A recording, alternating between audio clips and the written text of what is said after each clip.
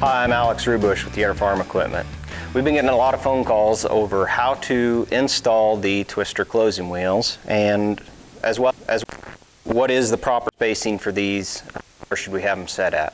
So we kind of just want to go through step by step the process to get them installed. What you need, you can get the manual, which goes over this in pretty good detail, is available on our website. Outside of that, about the only tools you're going to need is a 15/16 impact and wrench. So we'll get started.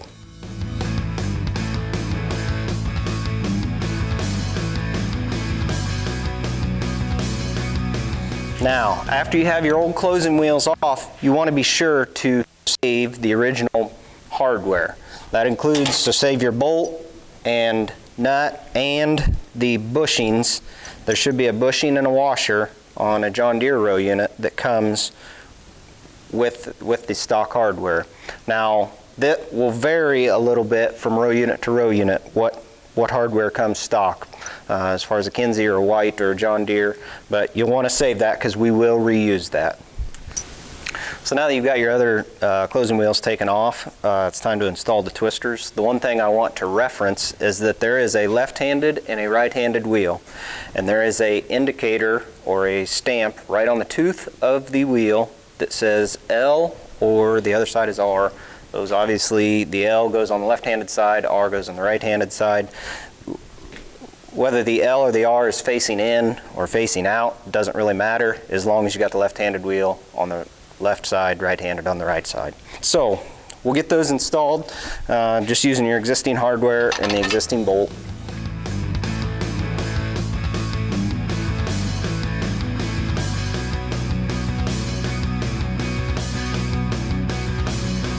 Now that you've got them installed, find the narrowest point at the bottom. And my trick is I normally rock the wheels back and forth a little, and you can kind of feel when they get to the narrowest point. Once you've got them to the narrowest point, measure from the inside of the bottom tooth here to the inside of the other tooth to get your spacing. And we want that around 1.25 inches, at least for a starting point. So I'm pretty close on these, right there around 1.25 inches. We get some questions on what is the proper spacing. Do they always need to be spaced at 1.25 inches? 1.25 inches is the width that we want you to start at. That's the most common, the most consistent. In our testing, that's the width that we have had the most success at. Now, we do have some scenarios where we want them spaced wider, or maybe even possibly a little narrower. We do send an extra washer with the kit that you probably won't use, but that is to space them wider if you need them. If you've got some contours, we recommend that you space them a little bit wider if you're doing a lot of contour farming around terraces, what have you. Also, another reason to space them wider is if you are cranking your down pressure up pretty high and still having troubles getting rid of that air pocket at seed depth, we want you to space them a little wider.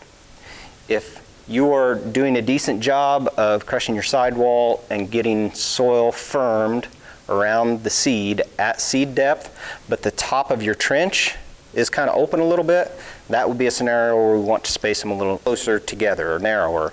But it's one of those things we get asked, where do they need to be? The only really way to tell is to get out and dig and check after you've started planting, or even, you know, if the conditions are fit but the calendar isn't right, get out there and sink it in the field and just see what your seed trench looks like. One thing I want to note is that planters with cast closing systems, a cast closing wheel arm here, are pretty consistent row to row. We have noticed that on ones that are just formed metal, there is a decent amount of variation row to row.